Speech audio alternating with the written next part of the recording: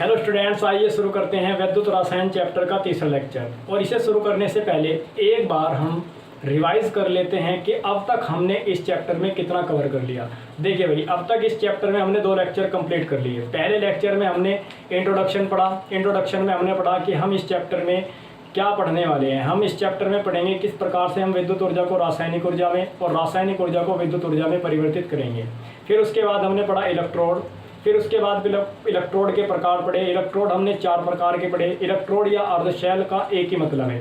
फिर उसके बाद हमने पढ़ा इलेक्ट्रोड विभव क्या है और इलेक्ट्रोड विभव को प्रभावित करने वाले कारक। उसके बाद हमने पढ़ा मानक इलेक्ट्रोड विभव। ये सब पहले लेक्चर में पढ़ा था। दूसरे लेक्चर में हमने शुरुआत की थी सेल से। सेल में हमने पढ़ा कि सेल एक ऐसी डिवाइस है जिसके द्वारा हम विद्युत ऊर्जा को रासायनिक ऊर्जा में या रासायनिक ऊर्जा को विद्युत ऊर्जा में परिवर्तित कर सकते हैं। अब हमने सेल के प्रकार पढ़े। सेल के हमने 2 प्रकार पढ़े। पहली हमने सेल पढ़ी विद्युत अपघटनी सेल और दूसरी पढ़ी विद्युत रासायनिक सेल। विद्युत अपघटनी सेल विद्युत ऊर्जा को रासायनिक ऊर्जा में और विद्युत रासायनिक सेल रासायनिक ऊर्जा को विद्युत ऊर्जा में क्या करती है, परिवर्तित करती है। ठीक है, तो ये अच्छे से इससे पहले लेक्चर में हमने कंप्लीट कर लिया है। आज हम पढ़ेंगे, एक तो हम पढ़ेंगे सबसे पहला टॉपिक विद्युत अपघटनी सेल और विद्युत रासायनिक सेल, जिसे हम गैल्वेनिक सेल या वोल्टियर सेल या डैनियल सेल बोलते हैं। इन दोनों में क्या अंतर है। फिर उसके बाद पढ़ेंगे हम सेल का विभव कैसे निकाला जाता है या विद्युत वाहक बल कैसे निकालेंगे। फिर उसके बाद हम पढ़ेंगे नट समीकरण। नट समीकरण में हम पढ़ेंगे कि किसी अर्ध सेल के लिए नट समीकरण कैसे दी जाती है और पूरी सेल के लिए नट समीकरण कैसे दी जाती है। फिर नट समीकरण पर आधारित कुछ क्वेश्चंस करेंगे। ठीक है, चलिए आज अब शुरू करते हैं भाई हम अपना विद्युत अपघटनी सेल और विद्युत रासायनिक सेल, ठीक है, या गैल्वेनिक सेल। ठीक है, जैसा हमने लिख दिया है भाई, तो इसे समझते हैं, इन पॉइंटों को अच्छे से पढ़ते हैं। पहला पॉइंट क्या है, देखिए भाई, पहला पॉइंट हम पढ़ेंगे। देखिए भाई, विद्युत अपघटनी सेल में पहला पॉइंट है ये विद्युत ऊर्जा को रासायनिक ऊर्जा में क्या करती है, परिवर्तित करती है। पहला पॉइंट है कि जो हमारी ये सेल है, ये सेल क्या काम करेगी, विद्युत ऊर्जा को रासायनिक ऊर्जा में परिवर्तित करेंगी। और ये वाली सेल क्या काम करेगी, रासायनिक ऊर्जा को किस में बदलेगी, विद्युत ऊर्जा में क्या करेगी, परिवर्तित करेगी। ठीक है, जो हमने इससे पहले लेक्चर में अच्छे तरीके से समझ लिया था भाई। ठीक, इसके बाद क्या है, देखिए ये पॉइंट जो है, इसका ये पॉइंट बहुत ज़्यादा इंपॉर्टेंट है भाई। इसमें क्या होता है, इसमें अस्वतः रिडॉक्स अभिक्रिया होती है। क्या होती है, अस्वतः रिडॉक्स अभिक्रिया। लेकिन इसमें क्या होती है, स्वतः रिडॉक्स अभिक्रिया। ठीक है, देखिए भाई, इस प्रकार की रिडॉक्स अभिक्रिया को कराने के लिए हमें बाहर से क्या लगानी पड़ती है, विद्युत धारा, यानी कि बाहर से क्या लगानी पड़ती है, एक बैटरी, या हम कह सकते हैं कि बाहर से हमें क्या डालनी पड़ती है, विद्युत धारा उसमें डालनी पड़ती है या विद्युत धारा में उसमें प्रवेश करानी पड़ती है। ठीक है, देखिए जैसे भाई क्या है, ये हमने क्या लगा दी, एक ये क्या भाई विद्युत अपघटनी सेल बनाई हुई है जिसमें क्या लगा रखी है, बाहर से एक बैटरी लगा रखी है। ठीक है, तो इसमें क्या होती है, एनोड पर क्या होगा, ऑक्सीकरण होगा, एनोड पर ऑक्सीकरण होगा, ऑक्सीडेशन, कैथोड पर क्या होगा, रिडक्शन यानी कि अपचयन। ठीक है, तो देखिए भाई, ऑक्सीकरण और अपचयन तो होगा, लेकिन कब होगा, जब हम इसमें बाहर से विद्युत धारा प्रवाहित कराएंगे तब इसमें ऑक्सीकरण और अपचयन होगा। जहां पर ऑक्सीकरण और अपचयन दोनों क्रियाएं होती है वो क्रिया कहलाती है रिडॉक्स अभिक्रिया। ठीक है, लेकिन यहाँ पर रिडॉक्स अभिक्रिया तो हो रही है, पर किसकी वजह से हो रही है भाई, विद्युत धारा प्रवाहित कराने की वजह से। जब हम बाहर से क्या करा रहे हैं, विद्युत धारा प्रवाहित करा रहे हैं। ठीक है, लेकिन इसमें क्या होता है भाई, इसमें रिडॉक्स अभिक्रिया होती है, लेकिन रिडॉक्स अभिक्रिया स्वतः ही होती है, खुद से ही। इसमें बाहर से कोई भी हमें विद्युत धारा प्रवाहित कराने की आवश्यकता नहीं होती। ठीक है, देखिए भाई क्या होता है, जब हम एक अर्धशैल, ये हमारे पास एक अर्धशैल है, ये हमारे पास दूसरे अर्धशैल है, जब इन दोनों अर्धशैल को हम एक बाह्य परिपथ के द्वारा वोल्टमीटर से जोड़ते हैं तो इनमें क्या होती है, रिडॉक्स अभिक्रिया होने लगती है। एनोड पर वही ऑक्सीकरण होता है, एनोड पर ऑक्सीडेशन होता है, कैथोड पर क्या होता है, रिडक्शन होता है। कैथोड पर क्या होता है, रिडक्शन। लेकिन इस ऑक्सीडेशन और रिडक्शन यानी रिडॉक्स अभिक्रिया को कराने के लिए बाहर से कोई भी करंट देना नहीं पड़ता। ठीक है, चलिए अब इसमें एक ये समझिए भाई, ये भी वेरी मोस्ट इंपॉर्टेंट है भाई।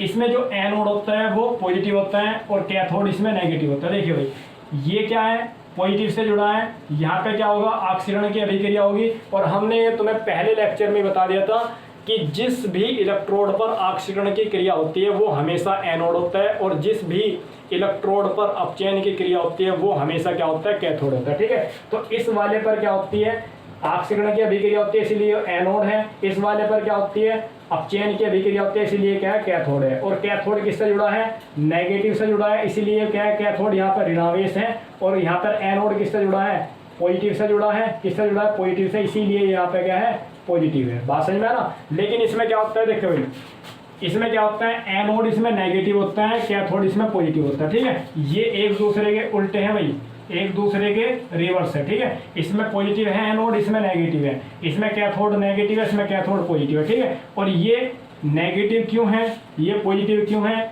तो दूसरा लेक्चर में हमने अच्छे तरीके से बता दिया था कि ये नेगेटिव क्यों होता है, ये पॉजिटिव क्यों होता है। ठीक है, तो अगर आपको समझ में नहीं आ रहा है कि ये नेगेटिव किस तरीके से है, ये पॉजिटिव किस तरीके से है, तो आप दूसरा लेक्चर देखिए इसके लिए। ठीक है, चलिए अब अगला क्या है, इसमें लवण सेतु की कोई आवश्यकता नहीं है, इसमें कहीं भी लवण सेतु की आवश्यकता नहीं होती, इसमें लवण सेतु की आवश्यकता होती है। देखिए भाई ये लगा रखा है लवण सेतु। लवण सेतु दो कार्य करता है, एक तो पूरे सेल को कंप्लीट कराता है, और एक साथ में इधर क्या हो रहे थे, पॉजिटिव फालतू हो रहे थे, यानी कि पॉजिटिव की सांद्रता बढ़ रही थी, इधर क्या हो रहा था, नेगेटिव की सांद्रता बढ़ रही थी, उन सांद्रताओं को क्या करता है, कम करता है। ठीक है, तो ये कुछ पॉइंट्स थे भाई किसके बारे में, वैद्युत अपघटनी और वैद्युत रासायनिक सेल, जिसे हम क्या बोलते हैं, गैलेनिक सेल भी बोलते हैं। ठीक है, एक पॉइंट और समझिए भाई, इसमें ये दो इलेक्ट्रोड हैं, एक इलेक्ट्रोड ये रहा, एक इलेक्ट्रोड ये रहा, ये दोनों इलेक्ट्रोड एक ही पात्र में होते हैं और एक ही विद्युत अपघट्य के विलयन में डूबे होते हैं। ठीक है, फिर से समझिए भाई, इसमें क्या होते हैं, दो इलेक्ट्रोड होते हैं, एक इलेक्ट्रोड ये रहा, एक इलेक्ट्रोड ये रहा। ठीक है, ये दोनों इलेक्ट्रोड एक ही पात्र में होते हैं और एक ही प्रकार के विद्युत अपघट्य में डूबे होते हैं। ठीक है, एक ही प्रकार के विद्युत अपघट्य के विलयन में डूबे होते हैं। ठीक है, लेकिन इसमें क्या होता है, एक इलेक्ट्रोड ये है, एक इलेक्ट्रोड ये है, यो इलेक्ट्रोड अलग पात्र में है, ये इलेक्ट्रोड अलग पात्र में है। ठीक है, ये किसमें डूबा हुआ है, ZnSO4 में, ये CuSO4 में। ठीक है, तो इसमें भी क्या होते हैं, दो इलेक्ट्रोड होते हैं, लेकिन दोनों के दोनों इलेक्ट्रोड क्या होते हैं, अलग अलग पात्र में होते हैं और अलग अलग विद्युत अपघट्य में क्या होते हैं, डूबे होते हैं। ठीक है, तो ये कुछ अंतर थे किनमें भाई, वैद्युत अपघटनी सेल और वैद्युत रासायनिक सेल या गैलेनिक सेल में। ठीक है, अब हम शुरू करते हैं वैद्युत वाहक बल या सेल विभव किसी भी गैलेनिक सेल का कैसे निकाला जाता है। चलिए तो भाई समझते हैं विद्युत वाहक बल या सेल विभव क्या होता है। ठीक है, इसे समझने से पहले हम कुछ छोटे छोटे पॉइंट जानते हैं। ठीक है, जिनका जानना हमारे लिए बहुत आवश्यक है। ठीक है, तो वो पॉइंट क्या है, देख भाई, एक हमने इससे पहले लेक्चर में बताया था कि मानक इलेक्ट्रोड विभव, मानक इलेक्ट्रोड विभव, मानक इलेक्ट्रोड विभव, मानक इलेक्ट्रोड विभव का मतलब जो होता है वो होता है भाई मानक अपचयन विभव, मानक अपचयन विभव। मानक इलेक्ट्रोड विभव का मतलब है यहाँ पे मानक अपचयन विभव। ठीक है, ये IUPAC की अकॉर्डिंग है भाई, IUPAC के अकॉर्डिंग मानक इलेक्ट्रोड विभव का जो मतलब है वो मानक अपचयन विभव। पहले तो ये बात अच्छे से याद रखनी है। ठीक है, मानक इलेक्ट्रोड विभव का जो मतलब है यहाँ मानक अपचयन विभव से। ठीक है, अब दो प्रकार के होते हैं, एक तो मानक अपचयन विभव होता है, एक होता है मानक आक्सीकरण विभव, आक्सीकरण विभव, आक्सीकरण विभव। ठीक है, इसे किससे डिनोट करते हैं भाई, ई। ठीक है, मानक के लिए क्या लगा दोगे, ई नोट। ठीक है, और अपचयन का है ना, क्या कहा भाई, अपचयन। अपचयन का मतलब हम अपचयन दिखाना पड़ेगा, अपचयन कैसे दिखाएंगे, Mn पॉजिटिव से क्या हो गया, M, है ना। देखिए भाई, पहले इस पे क्या था, पॉजिटिव था, और अब किस पे चला गया, 0 पे। ठीक है, या हम इसे ऐसे दिखाते हैं, कोई एग्जाम्पल ले लो, जैसे भाई E0 Zn2 पॉजिटिव से, या Cu2 पॉजिटिव से कहाँ चला गया, Cu पे। ठीक है, तो ये क्या है, मानक अपचयन विभव। क्या है, मानक अपचयन विभव, जिसे हम क्या बोल सकते हैं भाई, मानक इलेक्ट्रोड विभव। सही में है ना। अगर हम बात करें मानक आक्सीकरण विभव की, तो क्या करेंगे, इसे कैसे डिनोट करते हैं, ई नोट, एम से क्या हुआ, Mn पॉजिटिव। ठीक है, या हम एग्जाम्पल ले तो ऐसे समझ सकते हैं, ई नोट Zn से क्या हुआ, Zn2 पॉजिटिव। ठीक है, देखिए भाई यहाँ पर क्या हो रहा है, ऑक्सीकरण, क्या हो रहा है, ऑक्सीकरण, और यहाँ पे क्या हो रहा है, अपचयन। ठीक है, तो ये हमारे पास क्या है, मानक अपचयन विभव, और ये क्या है हमारे पास, मानक ऑक्सीकरण विभव। ठीक है, और एक बात तुम्हें जो याद रखनी है, यहाँ पर मानक इलेक्ट्रोड विभव का मतलब किससे है, मानक अपचयन विभव से। ठीक है, किससे है, मानक अपचयन विभव से। ठीक, चलिए तो अब समझते हैं भाई अपना अगले जो हेडिंग है, वैद्युत वाहक बल या सेल विभव क्या होता है, वैद्युत वाहक बल या सेल विभव। ठीक है, चलिए हम किसके लिए निकाल रहे भाई, एक गैलेनिक सेल के लिए। गैलेनिक सेल हमने बना रखी है, ये क्या है हमारे पास, एक गैलेनिक सेल है। इस गैलेनिक सेल का सेल विभव या विद्युत वाहक बल कैसे निकाला जाता है। ठीक है, चलिए पहले उसे निकालने से पहले कुछ बात समझते हैं। ठीक है, देखिए भाई इसमें 2 इलेक्ट्रोड है, एक इलेक्ट्रोड ये जिंक इलेक्ट्रोड, एक इलेक्ट्रोड कौन सा, कॉपर इलेक्ट्रोड। ठीक है,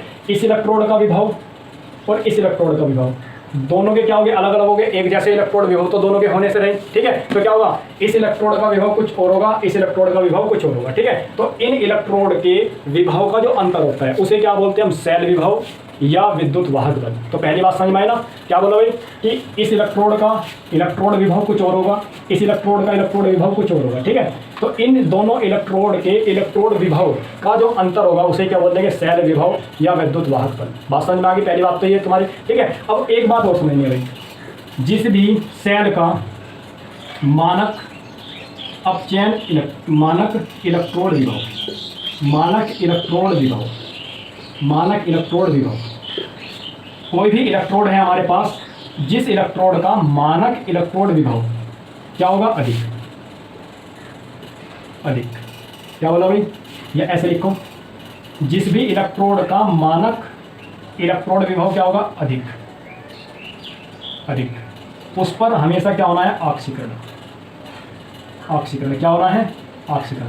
और जिसका मानक इलेक्ट्रोड विभव क्या होगा, कम होगा, उस पर क्या होना है, हमेशा अपचयन। क्या होना है, अपचयन। तो ये बात तुम्हें याद रखनी भाई। और मानक इलेक्ट्रोड विभव का मतलब मैंने तुम्हें बता दिया, क्या है भाई, मानक अपचयन विभव। क्या है, मानक अपचयन विभव। क्या है इसका मतलब, मानक अपचयन विभव। ठीक है, तो यानी कि हम कह सकते हैं कि जिस इलेक्ट्रोड का मानक अपचयन विभव अधिक है उस पर ऑक्सीकरण होगा, और जिसका मानक अपचयन विभव कम है उस पर क्या होगा, अपचयन होगा। ठीक है, तो ये बात तुम्हें याद रखनी है। ठीक, चलिए अब समझते हैं सेल विभव या विद्युत वाहक बल क्या होता है। तो इसे डिनोट करते हैं भाई ई सेल से। किसे, सेल विभव या विद्युत वाहक बल को ई सेल से क्या करते हैं, प्रदर्शित करते हैं। और ये क्या होता है, ई कैथोड माइनस ई एनोड। ई कैथोड माइनस ई एनोड। ठीक है, ई कैथोड माइनस ई एनोड। ठीक है, चलिए अब सुनो भाई जरा ध्यान से, ई कैथोड माइनस ई एनोड। तो ये जो लिए गए हैं ये किसके अकॉर्डिंग लिए गए भाई, अपचयन विभव। किसके अकॉर्डिंग ले रखे हैं ये, अपचयन विभव। किसके अकॉर्डिंग लिए हैं ये, अपचयन विभव के। ठीक है, अब इसका मतलब क्या है कि अपचयन विभव के अकॉर्डिंग का मतलब क्या है, देखिए भाई अब सुनिए जरा ध्यान से, ई सेल। देखिए भाई कैथोड पर क्या होता है, जरा ध्यान से देखो, हमने पढ़ा है कैथोड पर होता है अपचयन। क्या होता है, कैथोड पर होता है अपचयन। तो कैथोड पर अपचयन का मतलब क्या है, Cu2 पॉजिटिव। देखिए भाई इससे पहले लेक्चर में हमने अच्छे तरीके से पढ़ लिया था, इसलिए मैं दोबारा नहीं बता रहा कि ई जो Cu2 पॉजिटिव है वो 2 इलेक्ट्रॉन लेता है और किस में बदलता है, Cu में। ठीक है, यहाँ पे क्या होता है, Zn क्या होता है, Zn2 पॉजिटिव में क्या होता है, चेंज होता है और 2 इलेक्ट्रॉन क्या करता है, देता है। बात समझा। तो यहाँ पे क्या हुआ, Cu से किस में बदला, Cu2 पॉजिटिव से Cu में। यहाँ Zn से किस में बदला, Zn2 पॉजिटिव में। ठीक है, तो यहाँ पे क्या है भाई, यहाँ पे अपचयन हो रहा है, यानी कि कैथोड पर क्या हो रहा है, Cu2 पॉजिटिव से क्या हो रहा है, Cu में चेंज। ठीक है, लेकिन यहाँ पे क्या हो रहा है, जरा ध्यान से देखो, यहाँ पे क्या हो रहा है, Zn से क्या हो रहा है, Zn2 पॉजिटिव में चेंज। ठीक है, लेकिन ये क्या है, ये तो ऑक्सीकरण विभव है और हमें यहाँ रखना है अपचयन विभव। क्या लेना है, दोनों पर अपचयन विभव। ठीक है, क्या लेना है, दोनों पर अपचयन विभव। अगर यहाँ भी अपचयन विभव ले रहे हैं तो यहाँ भी क्या लेना पड़ेगा, अपचयन विभव। तो ये क्या है, ऑक्सीकरण विभव है, तो इसे क्या करना पड़ेगा, अपचयन विभव बनाना पड़ेगा। अपचयन विभव का मतलब क्या करना पड़ेगा, Zn2 पॉजिटिव से क्या करना पड़ेगा, Zn। तो ये क्या बनेगा तुम्हारा, ई सेल का क्या बनेगा, फॉर्मूला। ठीक है, तो दोनों पे क्या लेना है, अपचयन। यहाँ भी अपचयन, यहाँ भी अपचयन। ये किस पे है, कैथोड पर अपचयन है, ये कैथोड पर अपचयन है, ये किस पे अपचयन है, एनोड पर। ये बात तुम्हें समझनी है भाई, वेरी मोस्ट इंपॉर्टेंट बात है। ठीक है, ये बात याद रखना, इसमें बहुत ज़्यादा कंफ्यूजन रहता है। तुम्हें ये बात समझनी है, कैथोड पर भी अपचयन लेना है और एनोड पर भी क्या लेना है, अपचयन लेना है। ठीक है, कैथोड पर भी अपचयन और एनोड पर भी क्या लेना है, अपचयन लेना है। ठीक है, देखिए जरा समझिए, अगर तुम्हें सपोज करो तुम्हें क्या दे रखी है, अगर वैल्यू दे रखी है, अगर तुम्हें वैल्यू दे रखी है Zn2 पॉजिटिव और Zn की वैल्यू कितनी दे रखी है, 0.74 वोल्ट दे रखी है। ठीक है, अब ये तो तुम्हें ऑक्सीकरण की वैल्यू दे रखी है, लेकिन यहाँ तो तुम्हें क्या रखना, अपचयन की वैल्यू रखनी। तो हमने इससे पहले लेक्चर में बताया था, तुम्हें क्या करना, सिर्फ इसे उल्टा कर देना, यानी कि इसे क्या कर देना, रिवर्स। पहले Zn2 पॉजिटिव से Zn है, अब क्या कर दो, Zn से Zn2 पॉजिटिव। तो क्या होगा, ये वैल्यू क्या हो जाएगी, पहले प्लस की थी अब किस में हो जाएगी, माइनस में चेंज हो जाएगी। बात समझ में आया ना। तो क्या करना, हमें यही करना। ठीक है, तो हमें जो वैल्यू दी होगी क्वेश्चन में वो हमेशा इसी प्रकार से वैल्यू दी होगी, चाहे वो एनोड की हो चाहे कैथोड की हो। किस में दी होगी, अपचयन विभव के रूप में। किस में, अपचयन विभव के रूप में। ठीक है, ये क्या है भाई, ये क्या है, सेल विभव। ये कौन सा है, सेल विभव। ठीक है, अगर हमें क्या करना है, मानक सेल विभव, तो क्या करो भाई, इस पर क्या लगा दो, ई नोट सेल। यहाँ पे क्या लगा दो, ई नोट कैथोड माइनस ई नोट एन नोट, ठीक है। और ये वाला बताया ये किस में देने भाई, पहले किस में थे अपचयन विभव, आपके किस में रखने मानक अपचयन विभव, क्या लेने हैं मानक अपचयन विभव, अपचयन विभव, ठीक है। और ये ई नोट किस में है भाई, ई नोट क्या है मानक शैल विभव, मानक शैल विभव। मानक शैल विभव का मतलब कब है ये, जब हमने क्या ले रखी है सांद्रता कितनी दे रखी है, कंसंट्रेशन कितनी दे रखी है 1 मोल, ठीक है। और टेम्परेचर कितना दे रखा है 298 केल्विन, ठीक है। ये भी सेम इसी पर है, ठीक है। तो तुम्हें बस ये बात याद रखनी है भाई, जो हमारा सेल विभव होता है, सेल विभव होता है कैथोड माइनस एनोड, क्या होता है कैथोड माइनस एनोड। और कैथोड पर भी तुम्हें अपचयन लेना है और एनोड पर भी क्या लेना है अपचयन है, ठीक है। कैथोड पर भी अपचयन और एनोड पर भी क्या लेना अपचयन, इस बात पे ध्यान देनी थी, ये वाली बात, इस पे बात समझ में आया ना। तो ये क्या होता है ई सेल, बस यहाँ पे क्या लगा दोगे नोट लगा दोगे तो ये क्या बन जाएगा मानक अपचयन, ये क्या हो जाएगा मानक अपचयन कैथोड पर, ये क्या है मानक अपचयन एनोड पर, बात है ना। क्या लिखा मानक अपचयन, दोनों किसमें ले रखे मानक अपचयन में, बात है ना, क्लियर, कोई दिक्कत तो नहीं है। और ये क्या है भाई मानक सेल विभव, क्या है मानक सेल विभव, ठीक है। तो इसी तरीके से हम किसी भी सेल का क्या निकाल सकते हैं मानक सेल विभव क्या कर सकते हैं ज्ञात कर सकते हैं, ठीक है। ये हमारे पास क्या है फॉर्मूला है, ठीक है। अभी जब हम इसके पर आधारित कुछ क्वेश्चंस करेंगे तो जब देखेंगे किस प्रकार से हम सेल विभव निकालेंगे, ठीक है। अब हम पढ़ेंगे नट्स समीकरण, किसके लिए, एक तो अर्ध सेल के लिए पढ़ेंगे, एक पढ़ेंगे फुल सेल के लिए, ठीक है। आइए भाई समझते हैं नट्स समीकरण क्या है, ठीक है। तो नट्स समीकरण को समझने से पहले ये समझते हैं कि नट्स वैज्ञानिक ने कौन सी समीकरण दी और किस लिए समीकरण दी, ठीक है। जैसा कि हमने पहले लेक्चर में पढ़ा था कि जो इलेक्ट्रोड विभव हैं वे ताप और सांद्रता के साथ क्या होता है परिवर्तित होता है, ठीक है। तो इलेक्ट्रोड विभव को ताप और सांद्रता के साथ परिवर्तन देखने के लिए, यानी कि इलेक्ट्रोड विभव का ताप और सांद्रता के साथ परिवर्तन देखने के लिए नट्स ने एक समीकरण दी जिसे क्या बोलते हैं नट्स समीकरण, ठीक है। तो ये समीकरण हम किसके लिए पढ़ेंगे, दो के लिए पढ़ेंगे, एक तो हम अर्धशैल के लिए और एक पढ़ेंगे पूरी शैल के लिए, ठीक है। तो आइए शुरू करते हैं अर्धशैल के लिए, ठीक है। तो अर्धशैल भी भाई हमारे पास क्या होती है दो प्रकार की, ठीक है। एक अर्धशैल क्या होती है जिसमें आक्षरण होता है और एक होती है अपचयन, जैसे इसमें क्या हो रहा है अपचयन, यहाँ से क्या हुआ है अपचयन, तो ये तो क्या है एक अर्धशैल है, लेकिन कौन सी अर्धशैल है अपचयन अर्धशैल, ठीक है। और एक क्या होती है आक्सीकरण अर्धशैल, जैसे ही क्या हो गया Zn से क्या हुआ Zn 2 पॉजिटिव और क्या निकल गया 2 इलेक्ट्रॉन, ठीक है। तो ये भी क्या है एक अर्धशैल है, लेकिन इसमें क्या हो रहा है आक्सीकरण, तो ये आक्सीकरण वाली अर्धशैल है, ये कौन सी है अपचयन वाली अर्धशैल है, ठीक है। एक बात समझिए भाई अर्धशैल क्या होती है, हमने बताया था अर्धशैल होती है जिसमें तुम्हें इलेक्ट्रॉन दिखाई देंगे, वो सेल क्या होती है अर्धशैल होती है, ठीक है। जैसे तुम्हें इसमें इलेक्ट्रॉन दिखाई दे रहे हैं, यहाँ भी इलेक्ट्रॉन दिखाई दे रहे हैं, तो ये भी एक प्रकार की अर्धशैल है, लेकिन अर्धशैल कैसी है अपचयन वाली, अपचयन। इस अर्धशैल पर क्या हो रहा है अपचयन और इस अर्धशैल पर क्या हो रहा है आक्सीकरण, क्या हो रहा है आक्सीकरण, ठीक है। तो पहले हम किस अर्धशैल के लिए देखते हैं अपचयन वाले के लिए, फिर आक्सीकरण वाले के लिए, ठीक है। चलिए तो हम क्या देखते हैं भाई अर्धशैल के लिए, अर्धशैल, अर्धशैल या भाई हम कह सकते हैं इलेक्ट्रोड, क्योंकि अर्धशैल को क्या बोलते हैं इलेक्ट्रोड, इलेक्ट्रोड के लिए इलेक्ट्रोड विभव, इलेक्ट्रोड विभव कि हम अर्धशैल या इलेक्ट्रोड के लिए इलेक्ट्रोड विभव की गणना कैसे कर सकते हैं, ठीक है। जैसे हमने एक इक्वेशन मान लिया, एक जर्नल इक्वेशन लेके चल रहे, कोई भी एक क्या लेके चल रहे अपचयन अर्धशैल, माना हमने मान लिया माना एक अपचयन अर्धशैल, अपचयन अर्धशैल, अर्धशैल निम्न है, निम्न प्रकार है, ठीक है। वो हमने मान ली रही कि Mn पॉजिटिव ने क्या करा N इलेक्ट्रॉन लिए और किस में बदल गया M सॉलिड में, ठीक है। तो देखिए भाई यहाँ पे M एक्वस ले लो, ये क्या लिया हमने एक अर्धशैल ली और जिस पर क्या हो रहा है अपचयन, ठीक है। पॉजिटिव से कहा जा रहा है 0 पे, तो क्या हो रहा है अपचयन ले एक अर्धशैल ले ली, तो इस अर्धशैल के लिए नट्स ने एक समीकरण दी, तो नट्स ने क्या दी एक समीकरण दी, नट्स ने क्या दी एक समीकरण, नट्स के अनुसार इस सेल का जो इलेक्ट्रोड विभव होगा वो क्या होगा E, और एक वही किसका E, यहाँ पे क्या हो रहा है Mn पॉजिटिव से क्या हो रहा है M, ठीक है, क्या हो रहा है Mn पॉजिटिव से क्या हो रहा है M, और बराबर E note M, N positive से क्या हुआ है Mn, ठीक है। फिर माइनस RT अपॉन NF और Ln क्या दिया ये बटा ये, हमेशा ये बटा ये करना, ये बटा ये क्या है भाई M सॉलिड और यहाँ पे क्या है M N पॉजिटिव, बात समझ में आए ना, ठीक है। देखिए भाई ये यहाँ पे क्या है, अर्ध सेल का, इस सेल का क्या है, इलेक्ट्रोड विभव है। ये क्या है, मानक इलेक्ट्रोड विभव। मानक इलेक्ट्रोड विभव का मतलब है जो किस कंडीशन में है, जब टेम्परेचर हमने कितना लिया है 298 केल्विन और सांद्रता कितने लिए है, सांद्रता ली है 1 मोल। ठीक है, तो ये क्या है, मानक अपचयन इलेक्ट्रोड है। ये केवल क्या है, मानक इलेक्ट्रोड विभव। ठीक है, ये क्या है, मानक इलेक्ट्रोड विभव। ठीक है, अभी लिख देंगे सर। ठीक है, तो बात समझिए भाई, यहाँ पे समझिए, इसे और भी चेंज कर सकते हैं। कैसे कर सकते हैं, एम एन पॉजिटिव एम, ठीक है, बराबर E naught M N positive M minus, ये क्या हो गया, आर टी बटा एन एफ। ठीक है, देखिए भाई ये क्या है, यहाँ पे लोग एन है। ठीक है, लोग का मतलब लोग ई। ठीक है, हमें से किस में चेंज कर लो, लोग 10 में, तो हम क्या करेंगे, इसकी गुना कर देंगे 2.303 से, तो यो लोग किस में चेंज होगा, लोग 10 में। ठीक है, किस में चेंज होगा भाई, लोग 10 में। और यहाँ पे क्या रहा, एम सॉलिड।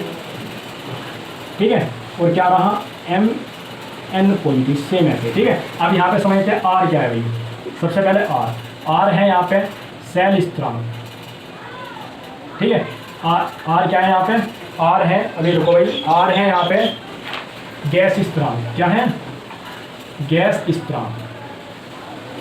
आर है यहाँ पे गैस स्थिरांक, जिसकी वैल्यू होती है 8.314 joule kelvin inverse mole inverse. ठीक है, इसके बाद टी क्या है यहाँ पे, परमताप है, परमताप जिसकी वैल्यू होती है 298 केल्विन। ठीक है, एफ क्या है यहाँ पे, एफ है यहाँ पे फैराडे स्थिरांक, फैराडे स्थिरांक, फैराडे स्थिरांक जिसकी वैल्यू होती है 96,500 कूलाम पर मोल, कूलाम पर मोल। ठीक है, इसके बाद और क्या बचा, एन। एन यहाँ पे क्या है भाई, स्थानांतरित इलेक्ट्रॉन, स्थानांतरित इलेक्ट्रॉन, स्थानांतरित इलेक्ट्रॉन। स्थानांतरित का मतलब इस पूरी अभिक्रिया में कितने इलेक्ट्रॉन इधर से उधर हो रहे हैं। ठीक है, तो यहाँ पे फिलहाल एन है, अगर कहीं पे दोगे, जैसे इसमें बात करें, इसमें कितने इलेक्ट्रॉन का स्थानांतरण है, 2 इलेक्ट्रॉन का, कितने हैं 2, कहीं पे क्या होगा 1, तो एन की वैल्यू कितनी हो जाएगी 2। ठीक है, तो यहाँ पे क्या है, एन क्या है, स्थानांतरित इलेक्ट्रॉन की संख्या, इलेक्ट्रॉन्स की संख्या, स्थानांतरित इलेक्ट्रॉन की संख्या। ठीक है, और क्या बचा भाई, एन एफ टी हो गया। और इसके बाद देखिए ये क्या है भाई, ई एम एन पॉजिटिव से एन, ये है भाई इलेक्ट्रोड विभव, इलेक्ट्रोड विभव, ये है इलेक्ट्रोड विभव। और यहाँ पे जो ये हैं ई नोट से एम एन पॉजिटिव से क्या है, एन। ठीक है, ये है भाई मानक इलेक्ट्रोड विभव, ये क्या है, मानक इलेक्ट्रोड विभव। बात समझ में आया ना। चलिए, अगर हम ये सारी वैल्यू इसमें पुट कर दे भाई, इसमें पुट कर दे या इसमें, तो क्या बनेगा, जरा ध्यान से देखिए। देखिए भाई, अगर हम इस समीकरण में क्या कर दे, पुट कर दे ई एम पॉजिटिव से एम एन बराबर, यहाँ पे क्या होगा, ई नोट एम एन पॉजिटिव से एम माइनस। ठीक है, क्या करें भाई, यहाँ आर की जगह क्या रखें, ये आर की जगह क्या पे रखे भाई, ये आर की जगह क्या रख दिया 8.314। ठीक है, और इसकी जगह क्या रख दिया, टी की जगह क्या रख दिया 298। ठीक है, और ये क्या था भाई 2.303 बटा, और क्या है भाई एन, यहाँ पे क्या है एन, एन पे ऐसे रहा, एफ की वैल्यू कितनी रख दी 96,500। और ये क्या था यहाँ पे लॉग एम सॉलिड, और क्या था भाई एम एन पॉजिटिव। ठीक है, ये था। अब देखो इसे सबको हल करने के बाद क्या आएगा भाई, एम,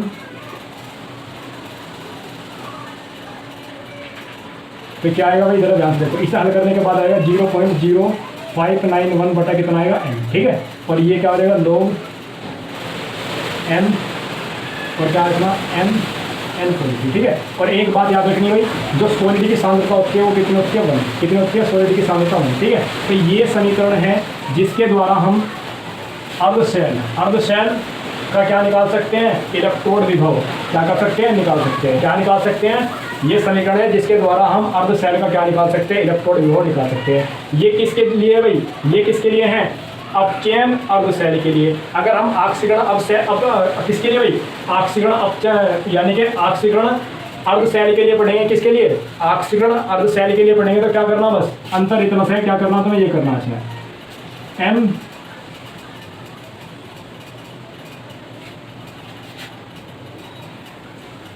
यहाँ पे क्या कर देना, बस ये रिवर्स कर देने भाई, ठीक है।